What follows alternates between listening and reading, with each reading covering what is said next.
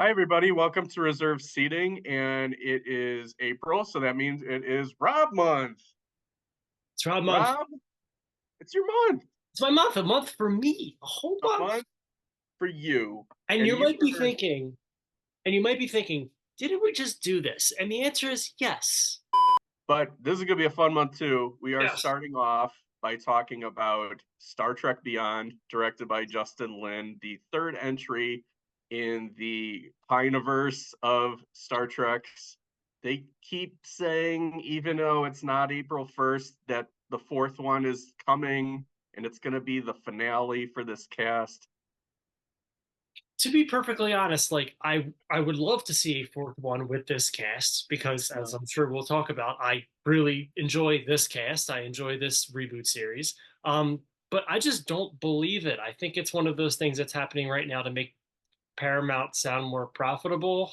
But I don't believe that that fourth movie is happening because this one, unfortunately, because people are not very smart, did Yeah. not perform all that well. In fact, lost a great deal of money for the studio. So the vibe on Star Trek 4 has been relatively negative, which is a shame because, as I'm sure we'll get into, Star Trek Beyond rules. Yeah, the budget was super high for this one, and that was part of the reason why it didn't make its money back. But also, if you believe in your current movie is going to do as well as the last movie was good, Mhm. Star Yeah. Trek Into Darkness was a big step down from Star Trek '09. Totally. So that could be a reason why it sort of scuttled the whole franchise by the time Star Trek Beyond came out. I had the weirdest experience seeing Star Trek Beyond in theaters, and Okay. I've written about it at this movie. I was really depressed for like a month when I saw it, and I watched the movie, and I was liking it enough, but then the film went out for some reason. There was something wrong with like the digital presentation, and then the movie stopped for like 10 minutes. And while they were getting it together and everything, there was sort of like this buzz in the theater like, this is fun. Like, I'm having a good time. And it sort of, in a mysterious way, like flipped a switch in me where I was depressed and then the movie cured my depression. I also think that it was like getting water after being in the desert for a long time because that summer movie season of 2016 was god awful. It was Yeah. like Independence Day Resurgence, Warcraft, like Cafe Society. Like it was bad. So And yeah, I definitely was on board with this as soon as I saw it. I'm a huge Star Trek guy. I'm more of a TNG guy than the yeah, original me too. cast, but I do really love J.J. Abrams' Star Trek '09. I think it's his best movie, beginning to end. Yeah. I enjoy Star Trek Beyond. I think though in a very different way. Whereas I saw the '09 Abrams reboot as a nice Star Warsy Star Trek, if you want to put it that way. Yeah. This one felt more to me, and I say this as a compliment, as like an episode of Star Trek. The best Star Trek movies to me are the ones that just feel like longer episodes of the show. I Yeah. like my Star Trek character based. I like it more about, ethics or politics or things like that. I love, part of the reason why I love TNG is just everything is just beige and quiet and it's just people talking in rooms. Now, obviously, this movie has a ton of action in it, but my point is sort of this one feels very character focused, right? I love the idea of them splitting the group up. I don't love that every movie has to destroy the Enterprise, but if you're going to do it, They I really do. I like that this movie, at the very least, does it at the beginning and then uses it as a way to spawn characterization and plot on the planet. I also, looking at the writing team on this, okay, Simon Pegg, obviously, who plays Scotty, also co-writes this with Doug Young. Star Trek Beyond um, made me, I think, also appreciate the Baby Driver and Star Trek Beyond. They didn't come out the same year, but they came out close, right? I think it's pretty close. Yeah, I Um, think it was the I was it the think same Baby year? Driver was the year after. Year after? Yeah. Really made me see, for as much as I love Edgar Wright, um, so much of what I love about the Cornetto trilogy, I think was Simon Pegg's doing as well, because Mm, they sort of co-screen wrote. And yeah. when you look at the structure of Star Trek Beyond, again, just like thematically and with the characters and what it's doing, and what it's saying about Star Trek and what it's saying about, um, so much of that reminds me of the sort of setup and payoff structure of like Hot Fuzz or a Shaun of the Dead, like something that's whimsical and fun and high energy, but also heavily rooted in just the things that I happen to like about Star Trek. And it seems as though Simon Pegg does too. Yeah, you said something I wanted to comment on, with they're splitting up into pairs for the most part. Yeah. I think the 2 best ones in the movie are, Sophia Boutella and Simon Pegg, Yes. and that harkens back to, like, the really good Star Trek episodes where it's like you get a character of the week, and they're the one who kind of teaches one of the characters something about a different civilization or worldview and things like that. But she's also just, like, instantly charismatic. It's probably the best performance in the movie. Yeah, I really, really like Sophia Boutella in this one. And then I also think that, if one of the main 3 kind of shine the most, I think this is Carl Urban's kind of movie. Yeah. Really like him with Zachary Quinto as Spock. I like that pairing a lot. Pine is kind of doing the heavy lifting of like the plot and movie star responsibilities, but he's just so good in this He's role. just always great. Again, rewatching this was just like I mean, I understand he is a huge movie star, but I Yeah. still feel like we don't appreciate Chris Pine enough. No, there's an era where he would have made more sense, like just when we had movie stars and we knew what to do with them. And I hate to say this because I say this with every like good actor that I like, but like he needs a John Grisham movie. Yeah. Yeah. This movie is interesting for me because it's got an element of social commentary, Mhm. but it comes way too late. That I wish that that was kind of seeded a little bit better throughout the movie, because I think the whole thing with Idris Elba's character of I don't have a purpose if I'm not fighting something, Mhm. and that's antithetical to the Federation. I think that's really interesting, but we don't really understand that until the final showdown between him and Kirk. Yeah.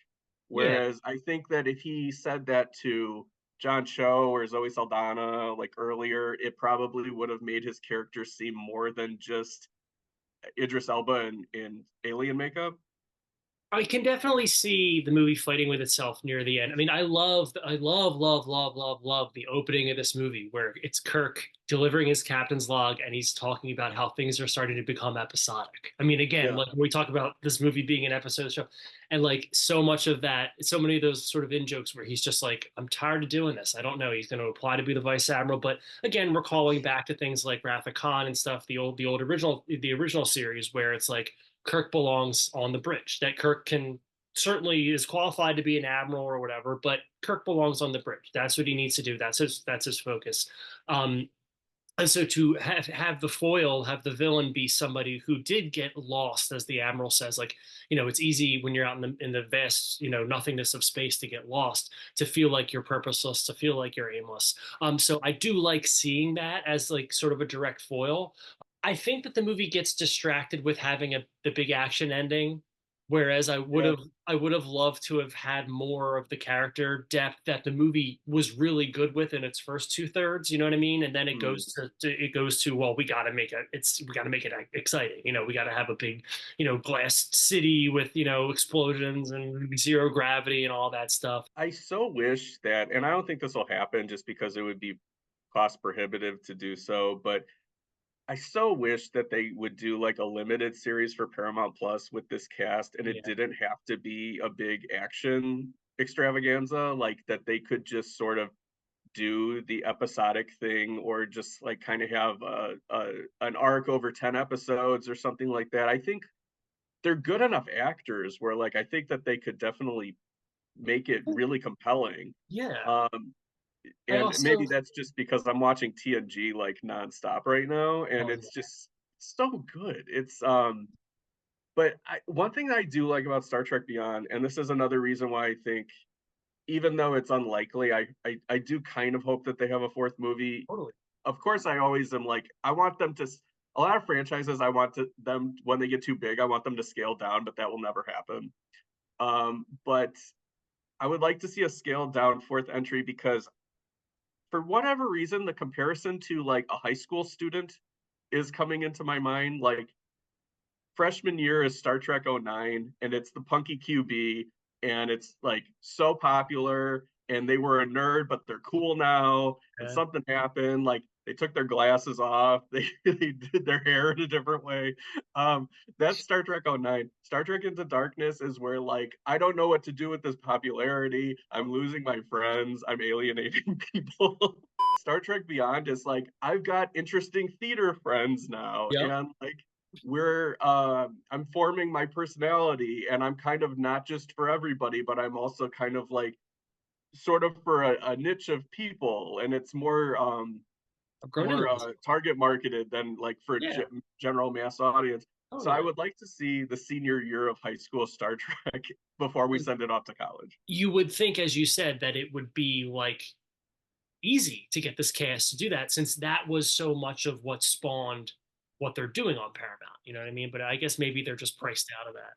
Well, also, I mean, like the thing, I never would have considered this even in 2016, but like TV has so many stars on it now, or Yeah. streaming has so many stars on it now that the lines are blurred. It's not like I'm just a film actor anymore. Right. Like, so I yeah, would I love don't to know. see it. I mean, I would love to see it too. I would Yeah, rather see a 10 episode or let's say an 8 episode limited series with this cast than I would Star Trek 4. I mean, I think yeah. I think it depends on who's directing it it. Like depends. Justin Lin, I like as a filmmaker That's a lot. He's really good at ensemble casts. He's really good at a sense of fun.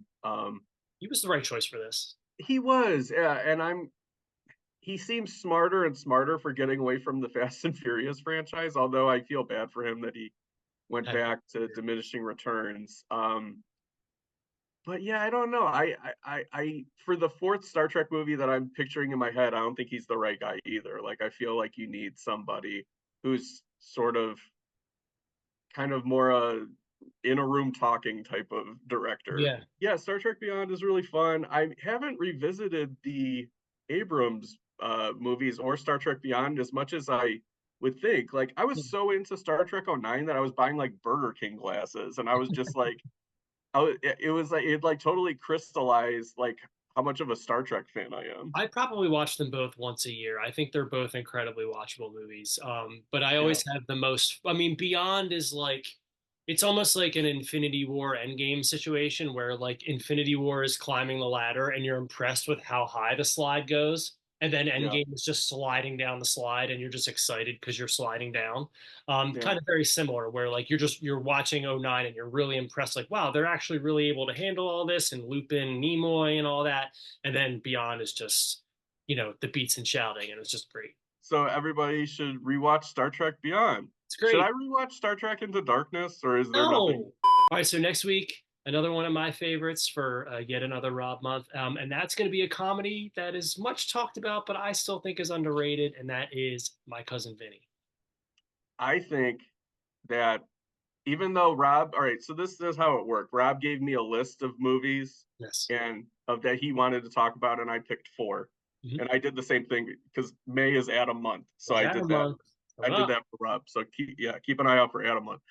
But I think that you were trying to reverse engineer a blank check series about Jonathan Lynn. oh, because I said Clue too. Yeah. Yeah, yeah, maybe So it was. so that's the next 2 weeks. We got Yeah, My Cousin Vinny and then Clue. and Clue. So yeah, spoilers for the week after. Yeah. Yeah, yeah. So until next time. Until next time, I like the beats and shouting. Oh, I forgot about the loud beats and shouting. I'm so glad you mentioned that. This also makes like it's like a fist pumping moment when Sabotage plays. Oh yeah, and a lot of people thought that that was like a cringe.